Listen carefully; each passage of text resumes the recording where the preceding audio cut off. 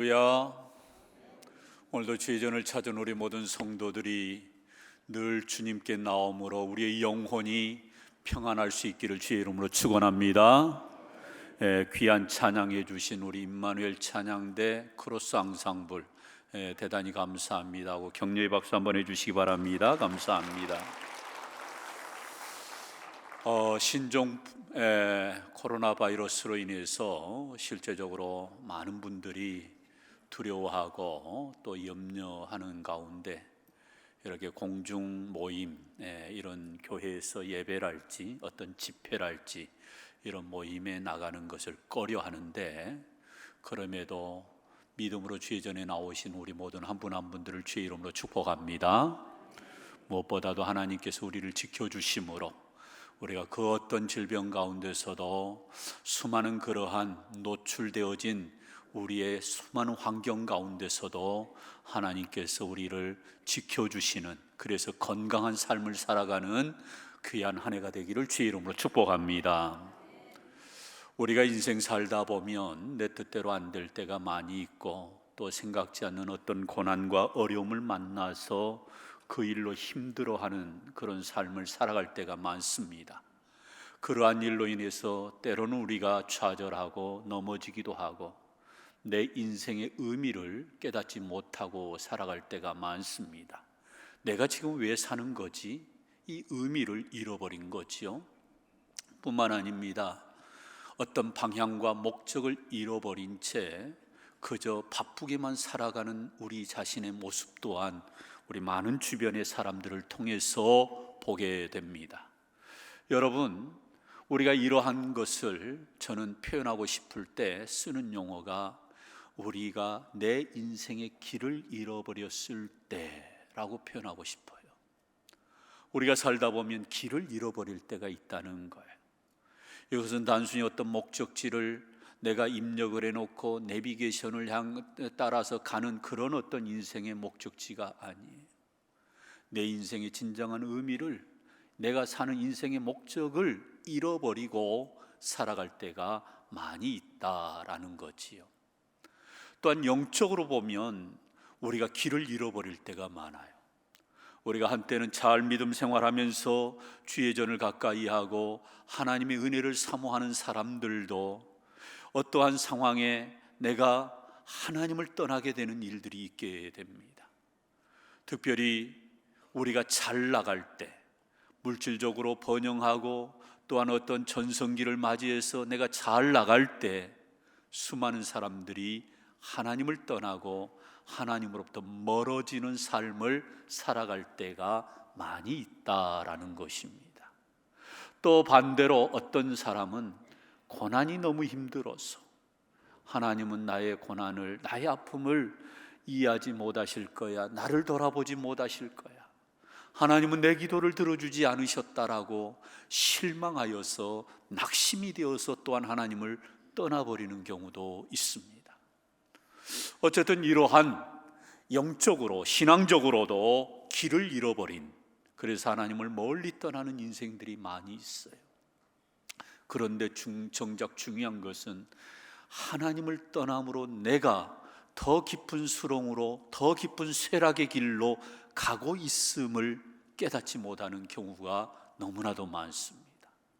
그런 의미에서 오늘 본문의 말씀은 하나님을 멀리 떠나버린 그러한 수많은 사람들을 향하여 오늘 1절에서 하나님은 이렇게 호세아를 통하여 말씀하셔요. 1절 상반절 우리 한번 같이 읽으실까요? 우리가 여호와께로 돌아가자. 우리가 여호와께로 돌아가자. 여러분, 당시 이스라엘 백성들의 상황이 어떤 상황이냐면, 호세아가 활동했던, 호세아 선지자가 활동했던 이 시대는 이 북이스라엘, 이 북왕국 이스라엘이 멸망의 길로 치닫고 있는 거예요. 왜 이스라엘 백성들이 그 나라가 멸망으로 가고 있습니까? 결론적으로는 하나님을 떠나버렸기 때문에, 하나님을 멀리 떠나버렸기 때문에 이 백성은, 이 민족은 지금 쇠락의 길로 가고 있는 거예요.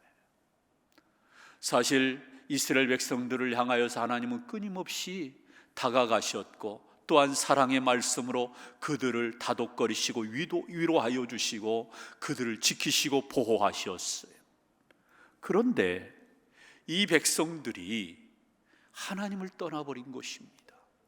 그러면서 심지어는 그 시대에 바알이라고 하는 가장 강력한 우상 중에 하나인 바알, 이 다신과 풍요의 신이라고 일컬어지는 이 바알을 섬기는 데에 오히려 영적으로 거기에 눈이 멀어버린 것입니다.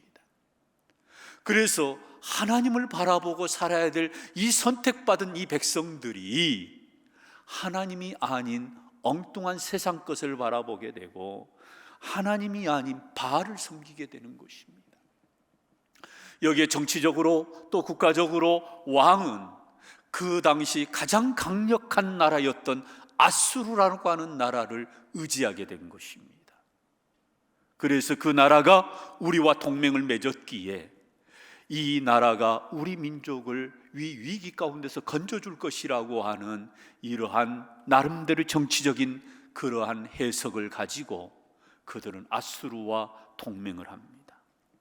하나님은 선지자를 통하여서 아수르와 동맹하지 말 것을 말씀했는데 오히려 그들이 너희들을 짓밟을 것이라고 말씀해 주셨는데 그들은 자신들의 살아가는 현재의 감각을 믿었던 거예요.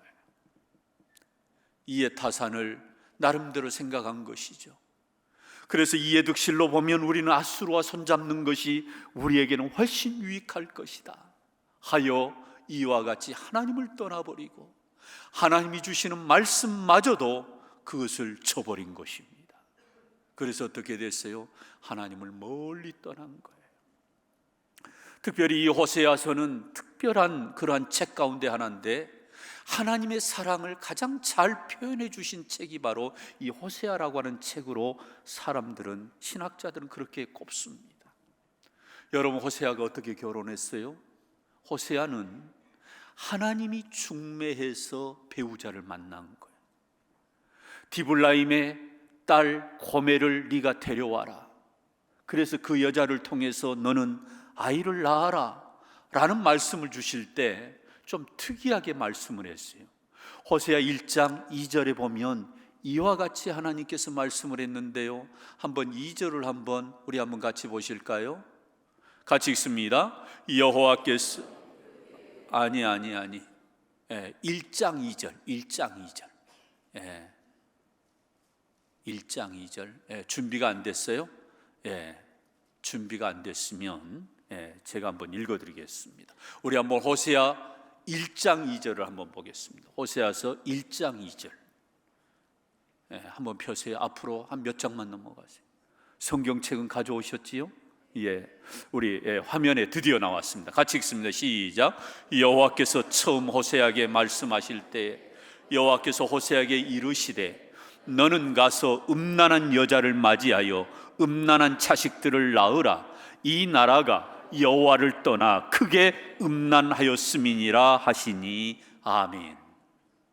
여러분, 하나님이 호세아에게 어떤 배우자를 소개하고 중매를 했으면 선지자니까 순결한 정결한 여인을 붙여줘야 되는 거 아니겠어요? 적어도 선지자니까 장로님, 집사님, 권사님, 그런 신앙의 환경에서 자란 신실한 사람을 붙여줘야 되는데 이 디블라임의 딸 고멜은 몸을 파는 창녀인 거예요. 그런데 보세요, 음란한 여자를 맞이하여 음란한 자식을 낳으라. 호세아는 이 말씀을 사실 받아들이기가 어려운 거지요. 아니, 무슨 말씀이세요? 좀 그래도 품위가 있고 신앙심이 있는 여자를 저에게 주셔야지 어떻게 이러한 여자를 나로 하여금 맞이하라고 합니까? 호세아의 심정은 사실 그랬어요. 그런데 보세요, 하나님이 이러한 여자를 호세아에게 붙여준 이유가 있어요. 이 나라가 여호와를 떠나 크게 뭐하였음이라? 음란하였음이니라. 여러분, 이 말씀은 영적인 간음을 얘기하는 거예요. 이스라엘 백성들이 어떤 백성들이에요? 선택받은 백성들입니다. 하나님이 특별히 여러 나라들 가운데 이스라엘만큼은 하나님이 선택하셨어요. 왜 선택했어요? 그들에게만 복을 주시려고 선택했습니까? 아니에요. 하나님이 이스라엘을 선택한 이유는 이들을 통하여서 열방 가운데 하나님을 드러내고 이들을 통하여서 하나님을 예배할 수 있도록 수많은 열방이, 수많은 사람들이, 수많은 민족이 하나님께로 돌아오게 하는 제사장 국가로 이 이스라엘을 사용하기 위해서 선택하신 거예요. 그런데 선택받은 이 이스라엘 백성이 그렇다면 당연히 하나님을 섬기고 하나님의 말씀대로 살아야 될 이 백성들이 하나님을 떠나버린 거예요.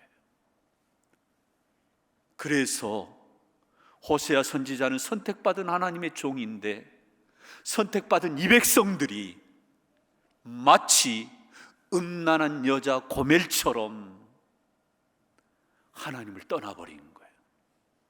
고멜을 데려와서 결혼 생활을 합니다마는 고멜은 자기 자신이 그렇게 살아왔기 때문에 가정에 발붙이고 신실한 주부로서, 아내로서, 엄마로서 그렇게 살지를 못한 거예요.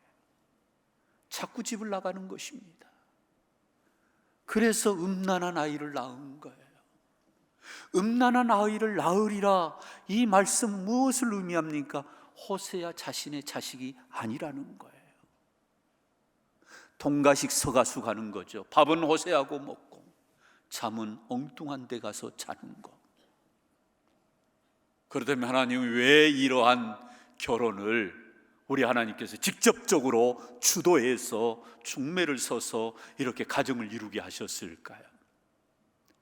영락없이 이스라엘 백성들이, 이 민족이 하나님 앞에서 고멜과 같이 살아가고 있음을 보게 하기 위해서예요.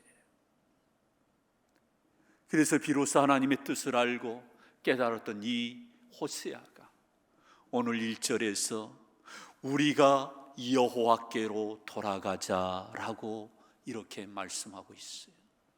성도 여러분, 여기 돌아가자라고 하는 말은 바꿔 말하면 원래 있었던 자리, 그 원래 있었던 자리로 돌아가자는 거예요. 이것이 뭐예요? 회개인 거지요. 원래 있었던 자리에서 그대로 있었다면 돌아갈 필요가 없는 거예요.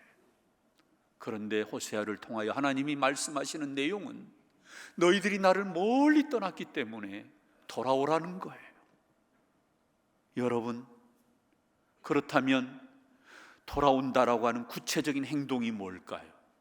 그것은 바로 하나님의 전에 나와서 온전하게 하나님 앞에 예배하면서 회개하는 신앙의 삶이 있어야 된다라고 말씀하신 것입니다. 특별히 우리가 믿는 하나님은 영적인 존재지요. 하나님의 속성 가운데 감히 우리 인간이 피조물이 따라할 수 없는, 흉내낼 수 없는 것들이 수없이 많은데 그 중에 하나, 하나님은 무소부재하신 분, 하나님의 편재성, 이것은 우리 인간이 흉내낼 수가 없는 거예요. 여러분, 무소부재하신 하나님의 그 속성을 보면 하나님은 영적인 존재이기 때문에 시간과 공간을 초월해서 계시는 존재입니다. 다시 말씀드리면 시간과 공간을 초월해서 하나님은 동시적으로 이곳 광주 무등교회도 계시고, 동시적으로 저 서울에도 계시고, 동시적으로 미국에도, 중국에도, 일본에도, 북한에도 하나님의 존재는 그곳에 있음을 우리가 고백하고 살기를 주의 이름으로 축원합니다. 이게 동시적으로 가능한 거예요. 그래서 시편 139편에 보면 내가 저 바다 끝에 거할지라도 하나님은 거기 계시며 내가 음부에 내려갈지라도 하나님은 거기 계시도다. 이 모든 환경 가운데에 우리는 하나님을 떠나서는 결코 살 수 없음에 대한 시인의 고백이기도 합니다. 여러분, 그렇습니다. 하나님은 시간과 공간의 제한을 받지 않으시기 때문에 동시적으로 하나님은 어디에나 무소부재하신 분으로 존재하세요. 이것을 여러분 믿을 수 있기를 주의 이름으로 축원합니다.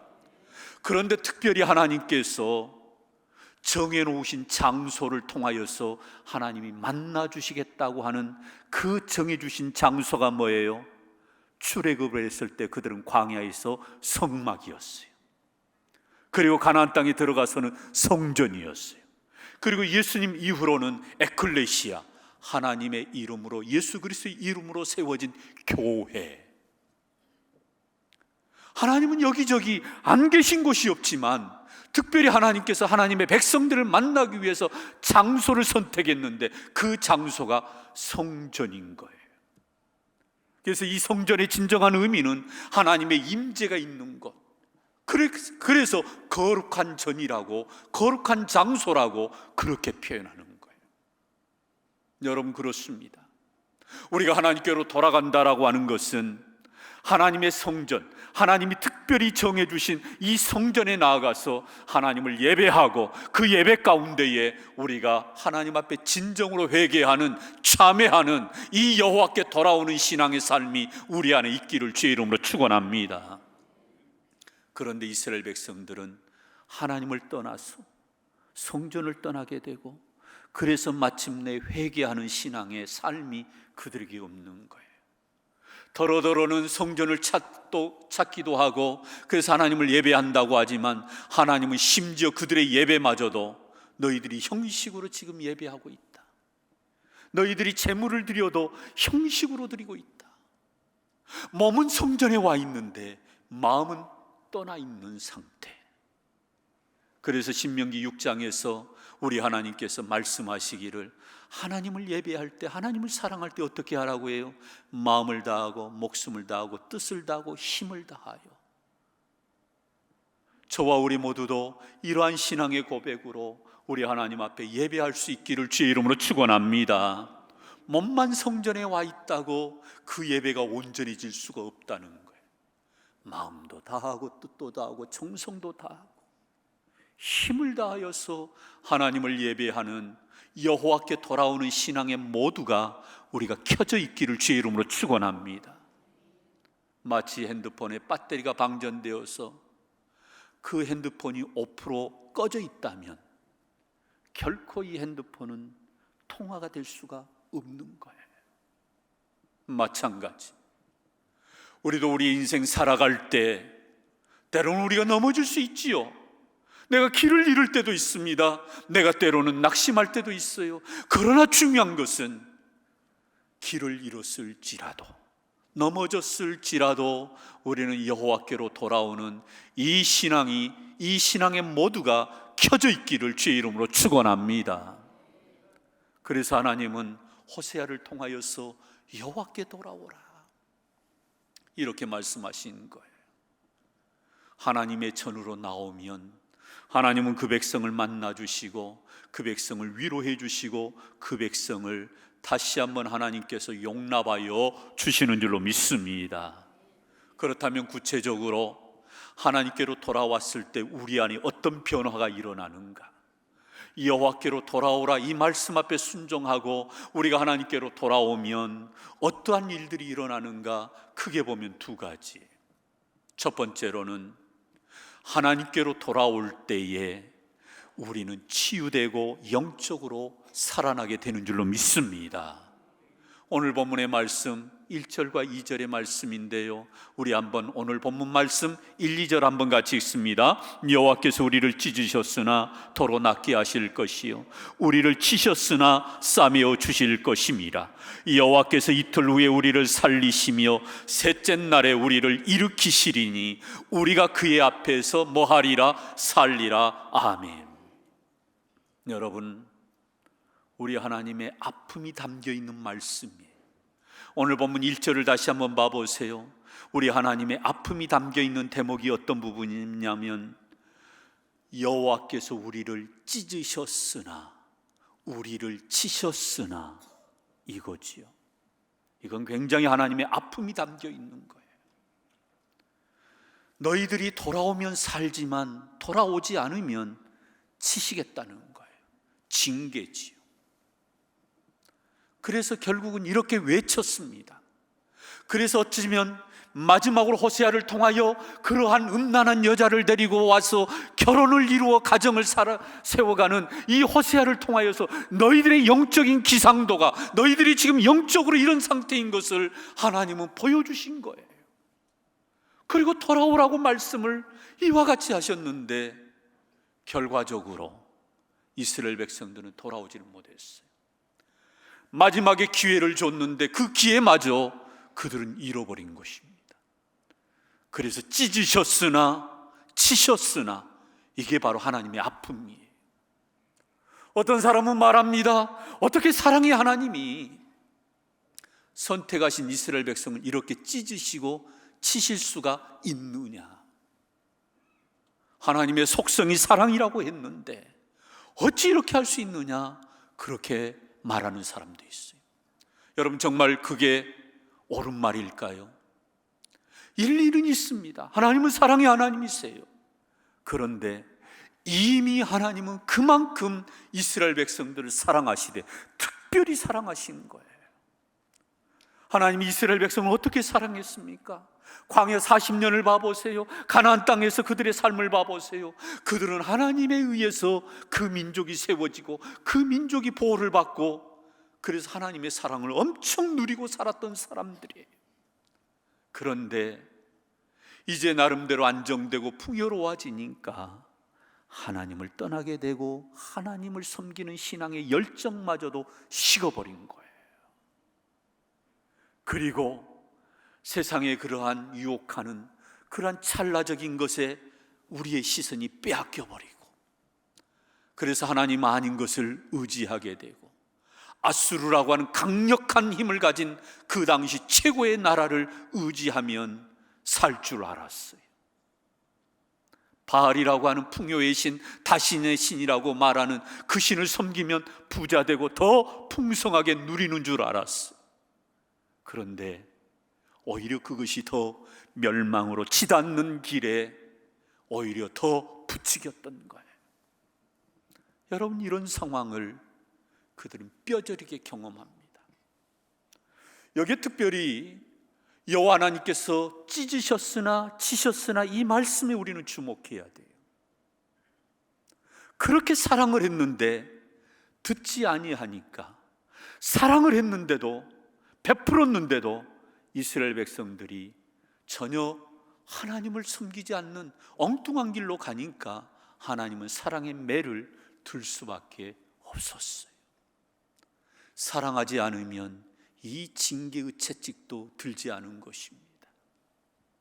우리가 우리 자녀들을 키우면서 처음에는 말로 하잖아요. 그리고 얼마든지 사랑으로 보듬어주고 격려하고, 그런데 이 자녀가 나중에 커서 자기 생각으로 자기 소견대로 살면서 부모 말을 듣지 않고 어긋난 길로 가면 부모의 마음은 무너지잖아요. 그래서 때로는 매를 들 수 있어요. 미워서, 사랑이 없어서 매를 드는 겁니까? 아니지요. 사랑하니까 매를 드는 거지요. 여러분, 그런 의미에서 이 찢으셨으나 치셨으나 이 말씀은 하나님의 그 마음이 너무나도 아픈 마음인 거예요. 또 한편으로 이 찢으셨으나 치셨으나 이 말씀은 무엇을 의미하느냐? 하나님이 찢으셨으면, 하나님이 치셨으면 이것은 하나님밖에 고칠 수 없다라는 말이에요. 사람이 이것을 회복시킨다고요? 그건 불가능합니다. 이걸 빨리 깨닫는 것이 우리 인생의 굉장히 중요한 지혜예요. 하나님이 치신 것은, 하나님이 찢으신 것은 사람이 수습이 안 돼요. 그러면 찢으시고 치신 이 상황 가운데서 우리가 회복되는 길은 뭐예요? 오늘 본문 1절에서 분명하게 말씀합니다. 여호와께로 돌아오면 우리를 도로 낫게 하실 것이요 우리를 싸매어 주실 줄로 믿습니다. 여러분, 돌아올 때에 그 사람이 살게 되는 거예요. 돌아올 때에 그 사람이 소망을 갖게 되는 거예요. 우리가 이스라엘 백성의 그 역사를 우리가 쭉 들여다보면 한 시대에 쓰임받았던 다윗을 신약 성경에 와서는 뭐라고 얘기하느냐? 다윗을 하나님은 내 마음에 합한 사람이라고 그렇게 인정해 줍니다. 다윗은 내 마음에 합한 사람이라. 하나님이 보시기에 다윗은 내 마음에 꼭 들었다는 거예요. 그렇다면 우리가 다윗의 생애를 한번 봐보십시다. 다윗은 정말 성군이었죠. 강력한 리더십을 가지고 살았던 사람, 수많은 그러한 생사의 고비를 넘어가면서 30세 이스라엘의 왕이 되어서 40년 동안 이스라엘을 통치했던 그런 선왕이었습니다. 그런데 다윗에게도 실수가 있었잖아요. 그 인생에 꼭 지워버리고 싶은 자기 자신의 뼈아픈 실수, 우리의 아내를 범하여 취한 것입니다. 여러분, 그런데 이러한 사람을 어찌하여 하나님은 내 마음에 꼭 맞는 사람이라고 이렇게 말씀을 해요? 이건 안 맞는 거잖아요. 이치에 맞지가 않잖아요. 그런데 하나님께서 나단 선지자를 통하여서 다윗의 그러한 죄악상을 지적을 할 때 다윗은 거기에서 변명하지 않았어요. 그러니까요, 변명하지 않았어요.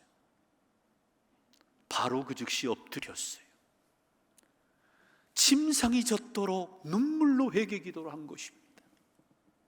회개 기도하면서 그가 시편 51편에 보면 성령을 내게서 거두지 마시옵소서, 주의 영을 내게서 거두지 마시옵소서. 다윗은 두려웠어요. 내가 이 죄악 가운데서 성령이 나를 떠나시면, 하나님이 나를 떠나시면 나는 죽은 목숨이다. 엎드린 거예요. 그래서 영적으로 다윗은 자기가 비록 치명적인 그런 범죄를 했지만 하나님 앞에 엎드려서 여호와께로 돌아오는 이 신앙의 모두가 켜져 있었던 거예요. 그래서 우리 하나님께서 그를 긍휼히 여기신 겁니다. 사랑하는 성도 여러분, 우리가 어떠한 일로 인하여서 내가 하나님을 멀리 떠났다면 우리는 늘 하나님께로 돌아와야 된다고 하는 이 신앙의 영적인 모두가 켜져 있기를 주의 이름으로 축원합니다. 두 번째로, 하나님께로 돌아올 때 우리의 삶에 또 어떤 일이 일어나는가? 개인도 살고 국가도 산다라는 거예요. 여러분, 실제적으로 오늘 3절의 말씀에 보니까 우리 하나님으로 인하여서 살게 될 것이다. 우리가 회복되고 치유되는 것뿐만 아니라 인간의 생명의 모든 것을 주장하신 하나님, 그래서 우리가 하나님을 표현할 때 생사화복을 주장하신 하나님, 우리의 모든 것을 주장하신 하나님. 사랑하는 성도 여러분, 하나님께 돌아올 때 개인도 살고 국가도 살게 되는 줄로 믿습니다. 이스라엘 역사를 보면 가장 전성기 때가 어딘지였어요? 바로 다윗 왕이 다스릴 때였어요. 그때는 나라가 평안했습니다. 경제적으로도 융성했어요. 그리고 외세의 침략을 막아낼 뿐만 아니라 오히려 영토가 확장된 거예요. 나라가 안정되었습니다. 당시 사무엘 선지자를 비롯해서 제사장을 비롯해서 수많은 백성들이 하나님을 일심으로 섬기는 신앙이 있었어요. 그러한 신앙 가운데에 나라도 평안한 거예요. 그런데 호세아 선지자가 활동했던 이 시대는 다윗의 전성기 때와는 전혀 반대의 삶을 사는 거예요. 하나님을 온전히 예배하지가 않아요. 그런데다가 하나님을 멀리 떠나버린 이 영적으로 가늠한 음란한 이 백성들을 바라보면서 하나님의 마음은 타들어가는 거지요. 여러분, 그렇습니다. 하나님을 인정을 할 때 그 국가도 견실하게 세워지는 것을 우리는 고백하고 살기를 주의 이름으로 축원합니다. 러시아를 봐보세요. 러시아가 한때는 소비에트 연방이었을 때 미국과 함께 소련은 양대 산맥으로 전 세계에 막강한 영향력을 행사했어요. 그런데 공산화가 되어가면서 교회를 말살하고 교회를 아편이라고, 종교의 아편이라고 그렇게 말하면서 아예 깡그리 그냥 무시했어요. 어떻게 됐습니까? 나중에 러시아는 거덜난 거예요. 무려 70년 동안. 그래서 지금 겨우 좀 살아나고 있어요. 정교회가 나라와 민족을 위해서 기도하고 이 나라가 이 민족이 살 길은 하나님께로 돌아가는 것입니다. 여러분, 이렇게 외치면서 그나마 좀씩 일어나고 있어요. 북한을 봐보세요. 제가 지난주에 토마스 순교 기념교회에 대해서 제가 2주 전에 한번 말씀드렸잖아요. 제일 먼저 복음이 이 땅에 들어올 때 북한이 먼저 복음을 받아들였어요. 그리고 그곳에 최초의 신학교 평양신학교가 세워지고 장대응 교회에서 부흥의 불씨가 일어남으로 인해서 전국적으로 들불처럼 그 부흥의 불씨가 퍼져나가면서 한국 교회가 선교 130년 만에 이렇게 성장했어요. 그런데 8.15 해방 이후로 공산화가 되면서 교회를 말살하고 핍박하면서 그러한 토마스 기념교회뿐만 아니라 이미 세워진 교회들을 다 무너뜨리고 심지어는 그곳에서 전쟁의 물자를 만들어내는 공장으로 교회를 사용한 거예요. 어떻게 되었어요? 오늘의 이 모습 그대로인 거예요. 여러분, 지도자가 정치를 잘해서 국가가 잘 사는 것 같지만 그렇지가 않아요.